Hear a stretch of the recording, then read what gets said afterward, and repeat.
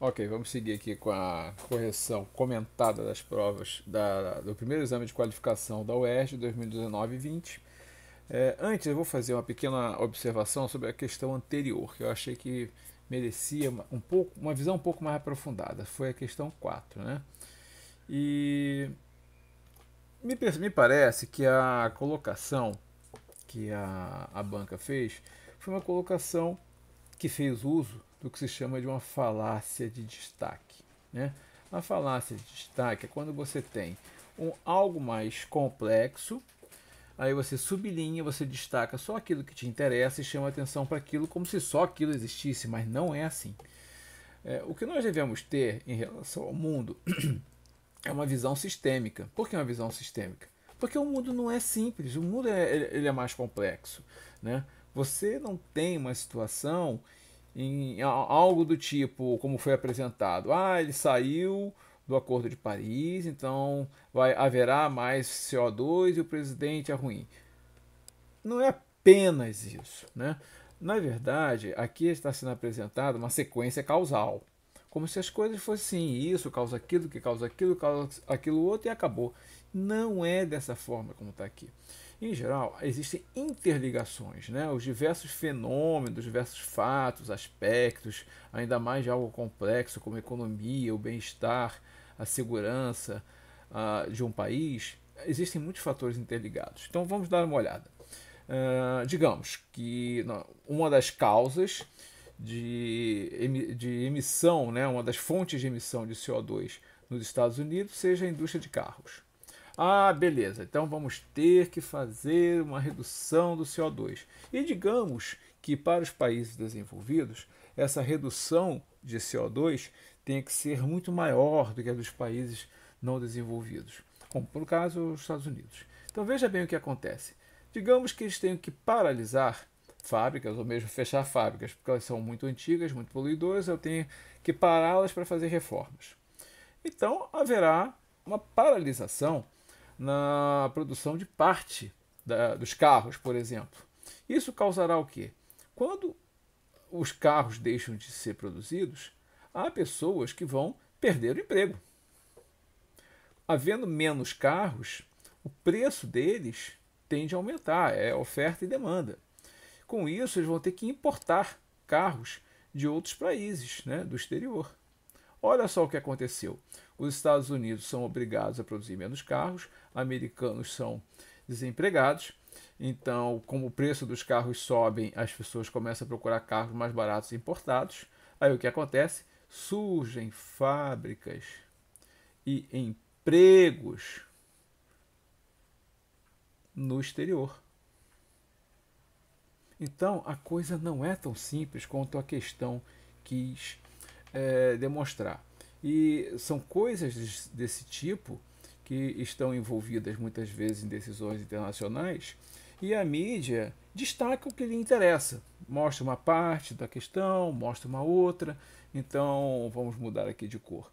Uma certa um certo jornal, porque ele é conveniente, mostra essa sequência aqui de eventos.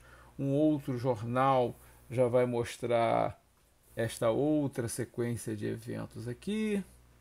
E cada um vai destacar o que lhe interessa para tentar manipular a opinião pública. Tá? Então, como é que nós nos protegemos disso? Nós só conseguimos nos proteger das manipulações dos diversos meios de comunicação a respeito das nossas opiniões, das nossas visões, quando nós tivermos uma visão sistêmica, né? Quando nós conseguimos olhar o mundo em sua complexidade, e isso só se consegue através dos estudos, né? Que no caso de economia, de geografia, de física, de química, né? de sociologia, tudo isso de uma forma ampla, né?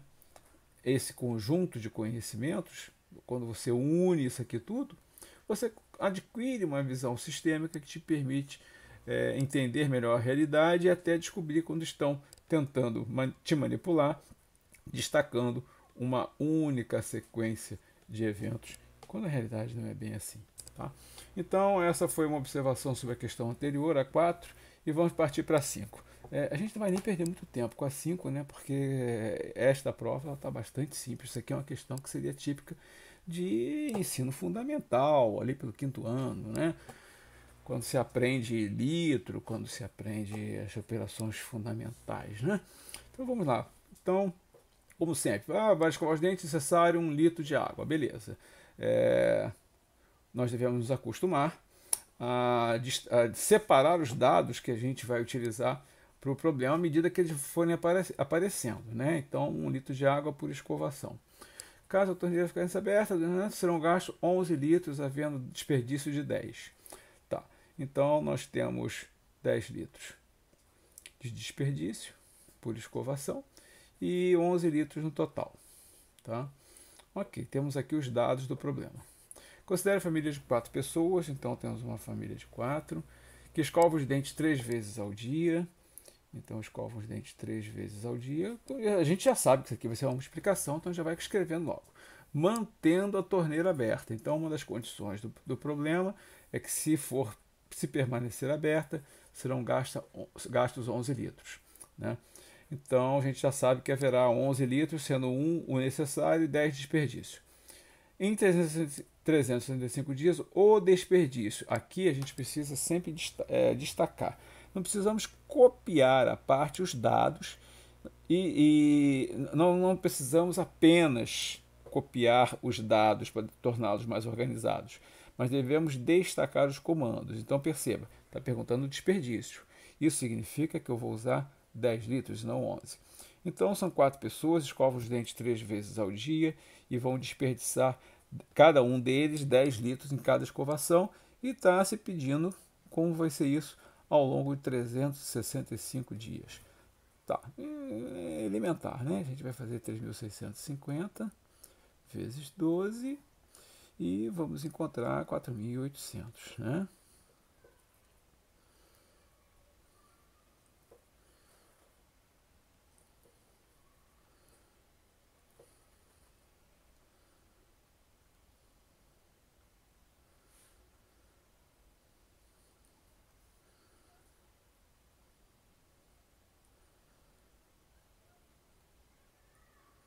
Ok, aqui estão os 43.800, resposta B. Ok? Ok, continuamos aqui com a questão 6. Vamos lá. Continua-se analisando o texto do Stephen Hawking. Mas aqui fica muito claro o que eu falei na questão anterior. Né? Foi decepcionante ler uma questão como essa, em relação à manipulação e à falácia de destaque. Porque olha só, aqui eles destacaram uma parte do texto das linhas 7 a 9. Tá? Como resultado, temos nos voltado para políticos populistas com experiência de governo limitada, populistas, experiência de governo limitada e decisões ponderadas em crise. Tá, vamos lá. 7 a 9.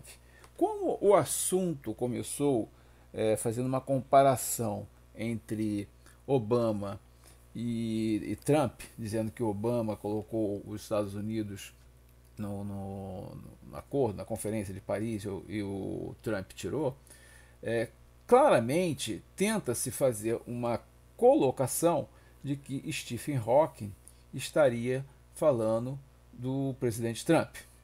E como isso é feito? Isso é feito de uma forma sutil.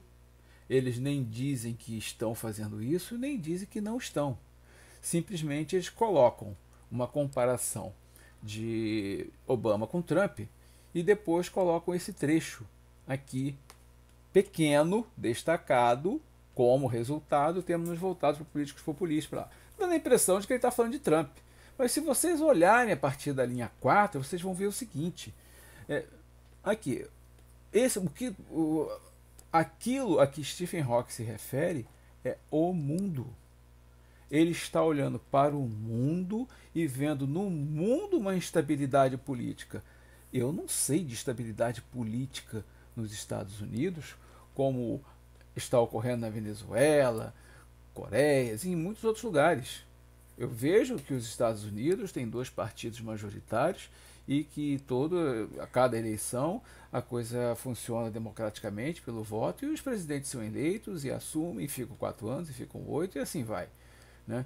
Então, uma fala ou um texto de Stephen Hawking voltado para o mundo, eliminou-se a parte que não era interessante e colocou-se, logo após a comparação de Obama e Trump na visão da banca da UERJ, colocar esse pedaço em que temos nos voltado, mas Stephen Hawking não estava falando que nós, americanos, temos nos voltado. Estava falando que no mundo, onde há uma instabilidade política, nós, humanos, temos nos voltado para esses políticos populistas. Agora vamos lá.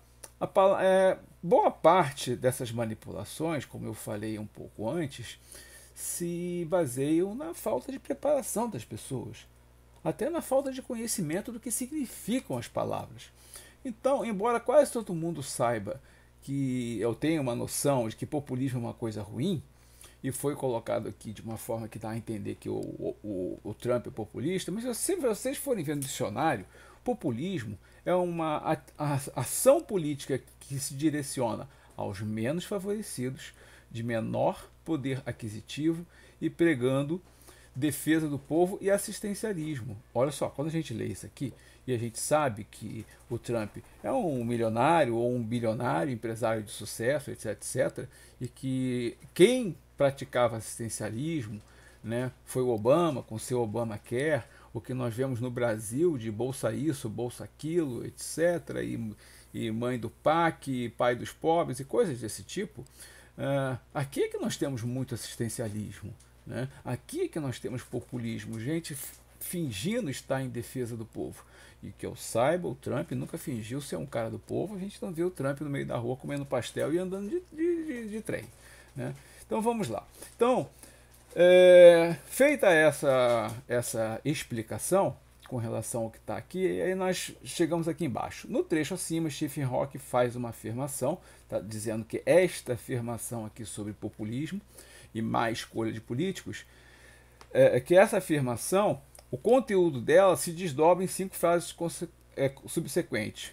Olha só, para corrigir esse texto, a gente tinha que colocar aqui, para essa questão ficar correta, é que não se desdobra nas 5 frases subsequentes. Que o sentido da palavra desdobrar-se é o seguinte: é se desmembrar, é se distribuir, é se dividir, é, de certa forma, analisar aquele assunto em seus elementos componentes. Então, o texto aqui está interpretando que esta afirmação a respeito do populismo se compõe, se desmembra, os seus elementos estão nas 5 frases seguintes. E olha só, o que aparece nas 5 frases seguintes? A Terra sofre ameaças, 1. É difícil manter-se otimista com tantas ameaças, 2. Os perigos são grandes e numerosos, 3. O planeta está ficando pequeno para nós, 4. E os recursos naturais estão se esgotando, 5. Aonde é que esses 5 elementos, né, compõem a escolha equivocada de políticos? Não tem nada a ver uma coisa com a outra, tá? Então, olhando finalmente porque realmente é relevante para a questão, o que realmente é relevante para a questão são essas 5 frases, porque a questão pergunta qual o sentido dessas 5 frases. Essas 5 frases não falam nada de escolha de políticos e muito menos de escolha ruim de políticos. Ela fala simplesmente que a Terra sofre ameaças, é difícil ficar otimista, há muitos perigos, o mundo está ficando pequeno e os recursos físicos estão se esgotando. Ponto. É sobre isso que essas 5 frases falam. E elas falam de quê? Elas falam da conjuntura internacional. Ela não está relativizando alterações, que relativizar é tornar a coisa ou boa ou ruim de acordo com o ponto de vista de um ou de outro. E não é isso que está presente aqui, tá? Justificar a estrutura econômica, não tem nada aqui de estrutura econômica discutida aqui, muito menos sendo justificada, né? E exemplificar ações institucionais, não tem nada aqui que seja ação de uma instituição qualquer. Então, é surpreendente que essa questão esteja colocada na primeira parte da prova, que é chamada de interdisciplinar, Porque, sinceramente, que provinha mal feita. Né? A questão 5 não tem absolutamente nada de interdisciplinar, é a aritmética do Fundamental 1. E a questão 6 também não tem nada de interdisciplinar, só tem uma disciplina aqui, que são atualidades. Atualidade, discussão do efeito estufa, ponto. Né? O que está se metendo aqui, a manipulação política, uma discussão política, não tem nada a ver com o cerne da questão. Ok?